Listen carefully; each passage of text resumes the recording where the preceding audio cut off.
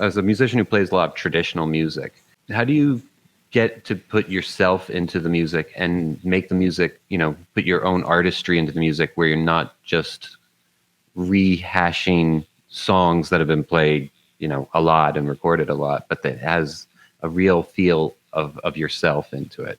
This is a conversation I've had with a lot of, traditional musicians versus people writing a lot of original music, sort of thing. Right. Conversation.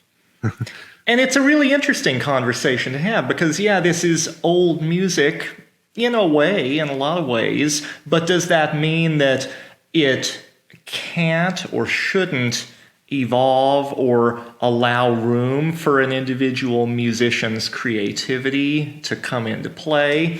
I don't think that's the way that it needs to be at all.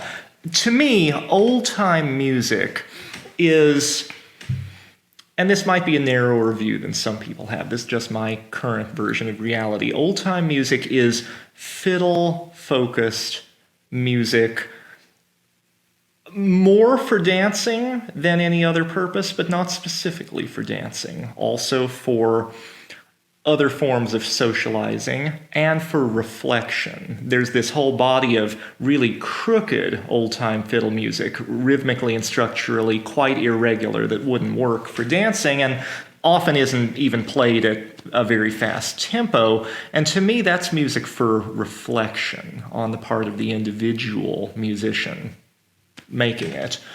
So in that context, the banjo doesn't have to be a part of the music for it to be old time. I really think of it as fiddle-centric. Of course, there are a lot of great old banjo recordings that don't have fiddle on them at all, and that's old-time music too. But to me, those banjo players were still informed in some way by fiddlers they may have played with or may have heard play. I feel like the fiddle and the clawhammer banjo are best musical friends and really always have been. But now, does that mean that we just have to play this music the way that it was played on those old recordings and never move forward from there? I don't think so. Does it mean that we should try to just push the envelope and transport this music into the present and into the future without regard to what has happened in the genre already? I don't think that's a great plan either. I think it's important for any old-time musician playing today and learning today, regardless of their taste, to have an understanding of how the historical players did what they did. Maybe make a study of it. Find some old recordings that really captivate you. Either the style in which the instrument was played is interesting, or the tune being played is interesting, or whatever. And challenge yourself to figure out, as close as you can come, how that player did whatever they were doing. And then don't stop there. Decide, once you have that context, okay, what can I add to that brings something of myself into the mix, but doesn't totally ignore what I've just puzzled out that the old player did? I think there are some beautiful, very personal styles being played in the old-time banjo community today. I could name a whole bunch of favorite amazing players who all sound like themselves. They don't sound like they're slavishly reproducing somebody who recorded generations ago.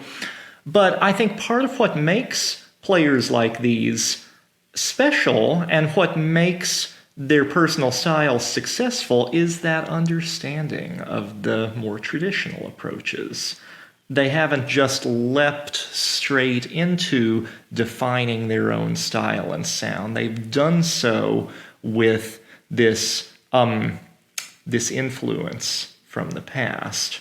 I like to think that's what I've done. I've certainly listened to a lot of those old recordings, and I've made a study of really learning some of that material as close as I can come to the way I think the old players were doing it. Sometimes I like to perform or teach the music just that way. It's a real challenge to do it, and I admire the, I might call them reproductionists, who do that and just that and do it really well. It's hard. It's hard to channel anybody else and sort of silence oneself in the process. I'm not saying it's good or bad to do that. It's hard to do that.